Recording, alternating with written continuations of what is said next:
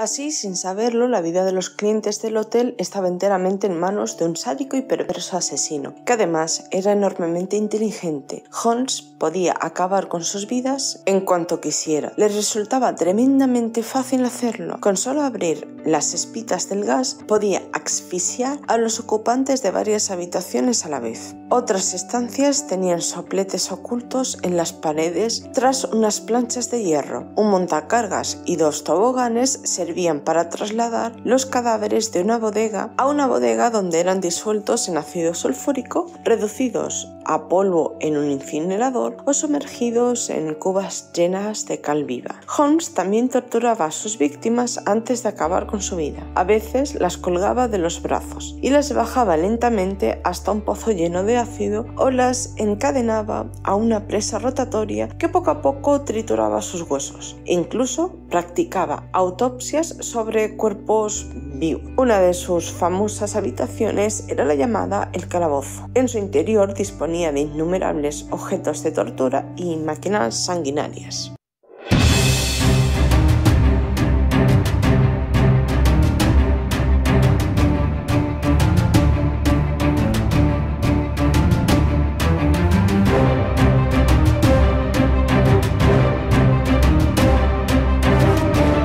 Hola a todos y bienvenidos a Lunas Tenebrosas. Hoy vengo a hablar de Hermann Gustav Mudgett, conocido como H.H. Holmes, y del Hotel de los Horrores que creó para realizar sus terribles asesinatos. Este vídeo, al igual que el anterior y el anterior, es por petición de un suscriptor, más bien de una suscriptora. Espero que os guste este vídeo. Si es así, dad un buen like, comentad lo que os ha parecido y si os gusta el canal, ya sabéis, suscribiros. Dicho todo esto, comencemos. Hermann Gustav Mudgett, más conocido como H.H. Holmes, es considerado uno de los primeros asesinos en serie de Estados Unidos y sus actuaciones tuvieron lugar justo en el mismo momento en el que el conocidísimo Jack el Destripador perpetraba sus horrendos crímenes en Reino Unido. Que por cierto, si queréis que hable alguna vez de Jack el Destripador,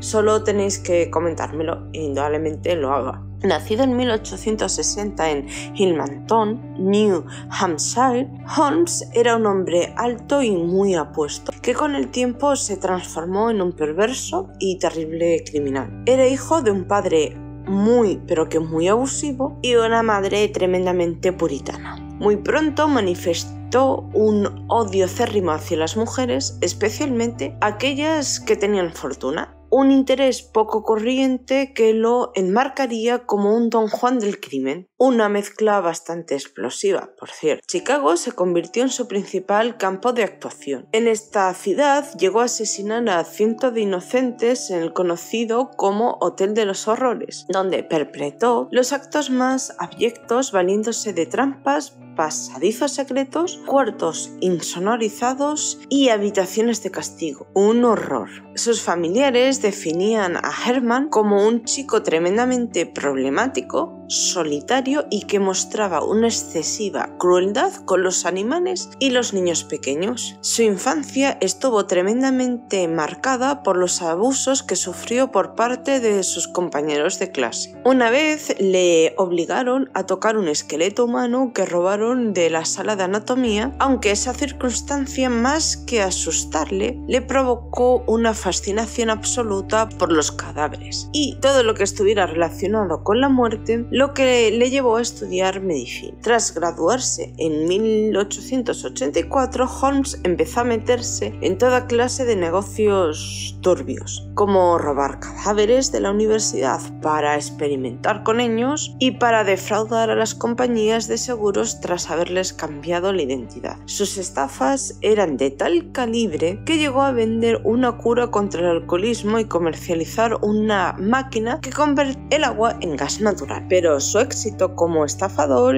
llegaría cuando tomara conciencia de su potencial como conquistador. Valiéndose de su físico, Holmes sedujo a mujeres ricas encantadas de poder ayudarle. El periodista John Bartlow Martin describe a Holmes como un caballero de la moda, mentiroso, tortuoso y hábil manipulador de empresas increíblemente complejas. Su primera víctima fue Clara Lovering, una chica de familia rica que le llegó a pagar sus estudios de medicina y con la que acabó casándose y teniendo un hijo. Tras llegar a licenciarse en la Universidad de Michigan, Holmes tomó la decisión de abandonar a Clara e inició una relación con una joven y atractiva viuda propietaria de varios hoteles. Cuando la hubo reinado, Holmes huyó a Nueva York, donde llegó a trabajar como médico durante un año aproximadamente. En el año de 1885 se trasladó a Chicago, donde su modus operandi no cambió en absoluto. Siguiendo con su papel de hombre seductor, logró que la joven y millonaria Myrta Belknap cayera en sus redes. En esa época adoptó por primera vez el nombre por el que sería trágicamente conocido, Henry Howard Holmes. Un guiño, por cierto, al detective creado por Sir Arthur Conan Doyle, que creo que todo el mundo conoceremos, Sherlock Holmes, que para aquella época se estaba haciendo muy famoso y lo sigue siendo actualmente. Tras casarse con Myrta, falsificó unas escrituras de propiedad y estafó $5,000 a su recién estrenada esposa. En 1887, Holmes obtuvo la titularidad de una farmacia en Englewood, convirtiéndose en amante y hombre de confianza de su dueña, una viuda rica y tremendamente confiada llamada Melissa Holden. Un día él se quedó con todo su dinero y ella simplemente desapareció. El sueño de Holmes era llegar a construir un gran hotel y quería aprovechar la celebración de la Exposición Universal de Chicago en 1893 para poder invertir todo su dinero estafado en la compra de un solar junto a la farmacia de la difunta señora Holden. De este modo, la inauguración coincidiría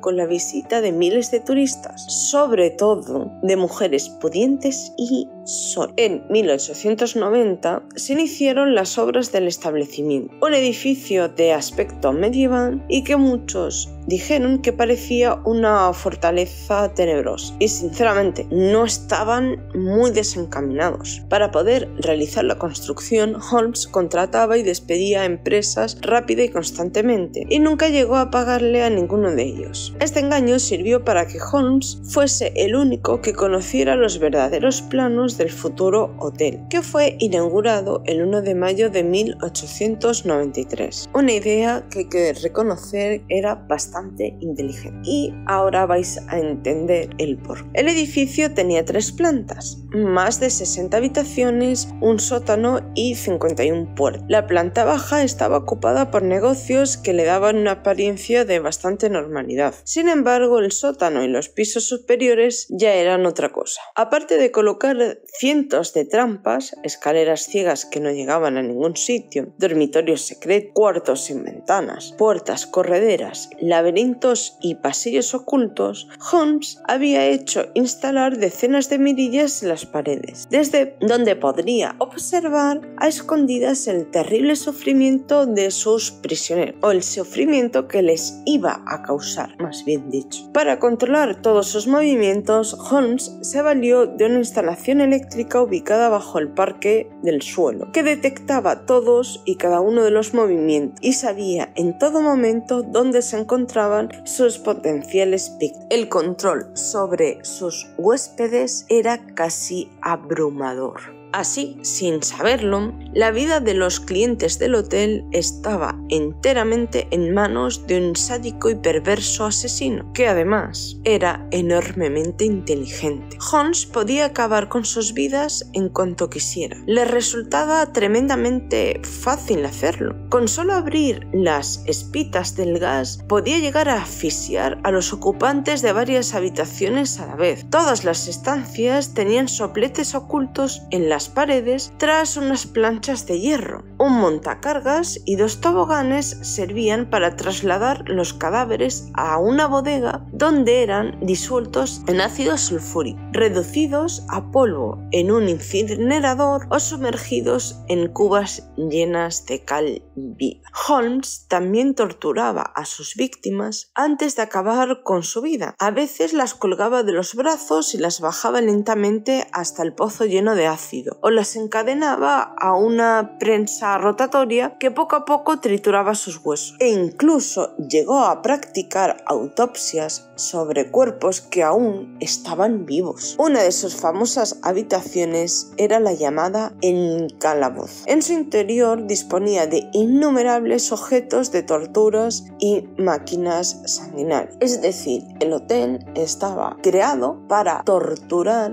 y matar a la mayor cantidad de personas posible. Vamos, el hotel era la máquina perfecta de tortura y de asesinato sin que la gente pudiera sospechar de ello. Tras la clausura de la Exposición Universal, los beneficios de Holmes descendieron considerablemente, algo obvio por otra parte. Entonces tuvo la brillante idea de incendiar el piso superior del hotel para así poder cobrar el seguro, que ascendía a unos $60,000 de la época. Pero para su desgracia fue descubierto y tuvo que huir a Texas, donde siguió con sus estafas, hasta que finalmente fue detenido y enviado a la cárcel por primera vez. Tras pagar su fianza, Holmes volvió a tramar una nueva estafa. Un hombre llamado Benjamin Pitezel, al que fichó como cómplice, debió contratar un seguro de vida con una compañía de Filadelfia. Más tarde, Holmes haría creer a la aseguradora que Pitezel había muerto, y para ello llegaría a mostrar un cadáver anónimo desfigurado por accidente. Una vez realizado el supuesto engaño, la mujer de Pitezel cobraría la prima y la repartiría con Holmes. Pero indudablemente Holmes lo quería todo para él, así que mató de verdad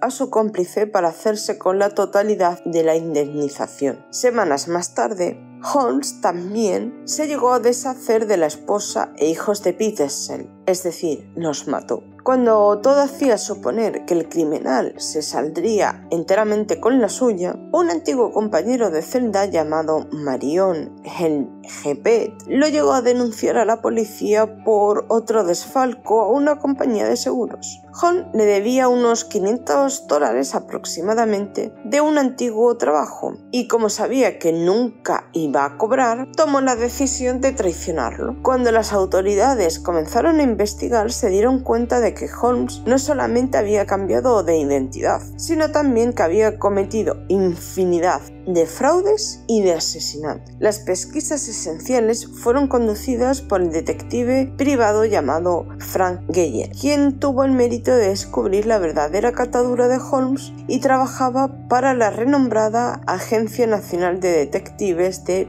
Pinkerton, contratada entonces por la compañía de seguros. Estos empezaron a salir a la luz cuando se descubrió el gran número de desaparecidos que hubo en Chicago mientras el Hotel de los Horrores estuvo en activo. Los investigadores se quedaron tremendamente horrorizados al hallar cientos de restos humanos en su interior. La policía llegó a contabilizar un total de unos 200 muertos aproximadamente, mientras que Holmes solo llegó a reconocer 27 durante los interrogatorios a los que fue sometido posteriormente. El juicio que fue sometido Holmes en octubre de 1895 duró aproximadamente unos 6. En el juicio, un testigo de la acusación describió su trabajo como empleado de Holmes, quien lo había contratado para que le descarnara 3 cadáveres a razón de $36 por cadáver. El acusado rehusó ser defendido y se convirtió en su propio abogado,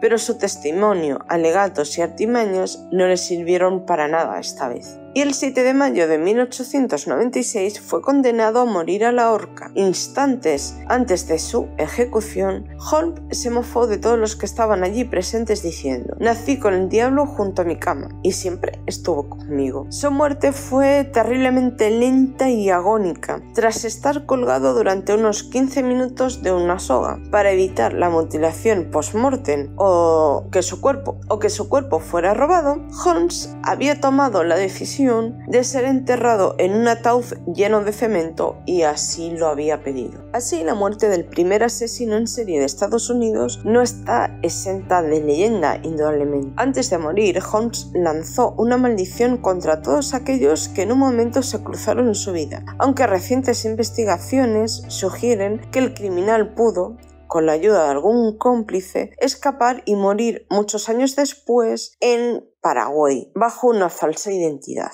Pero la leyenda de la maldición se vio alimentada 2 semanas después de su ejecución, cuando sucedieron algunas muertes misteriosas, como la de uno de los testigos clave en el juicio, que cayó terriblemente enfermo a causa de una septicemia, muriendo poco tiempo después. Otros testigos enfermaron y murieron días más tarde, e incluso uno de los guardias de la prisión donde estuvo encarcelado Holmes se llegó a suicidar. Asimismo, y de forma bastante inexplicable, hay que reconocer, una de las oficinas encargadas de investigar para la aseguradora a la que Holmes defraudó se llegó a incendiar por completo. Para muchos investigadores e historiadores modernos, la figura de Holmes presenta un gran parecido con la de otro asesino muy famoso de la época, y el cual hemos nombrado al principio del vídeo, y es Jack el Destripador. Jeff Mudgett, tataranieto de Holmes, asegura que Jack el Destripador y Holmes eran la misma persona. Su afirmación se basa en una investigación que llevó a cabo junto a la ex analista del FBI llamada Amaryllis Fox. Según dicha investigación, ambos personajes en realidad serían el mismo hombre o la misma persona. Su afirmación se basa en los diarios personales que Mudgett heredó de Holmes y en unos textos en los que, al parecer, el asesino detallaba su participación en el asesinato y mutilación de varias prostitutas en Londres. La investigación sugiere que el médico criminal habría viajado hasta Reino Unido, un dato hasta ahora desconocido y que podría cambiar lo que sabemos sobre estos 2 terroríficos asesinos en serie. ¿Qué os ha parecido este vídeo? ¿Qué pensáis sobre Holmes? ¿Creéis que fue tan terrible como asesino? ¿Realmente fue inteligente en la hora en la que hizo todos esos asesinatos y esas estafas? ¿Pensáis que es así? ¿Creéis que pudiera ser Jack el Destripador? ¿O pensáis que son 2 personajes diferentes? Dicho todo esto, comentad lo que penséis sobre este terrible y horrible personaje. Dejad vuestros comentarios en la cajita de comentarios, viva la redundancia, y hasta la próxima.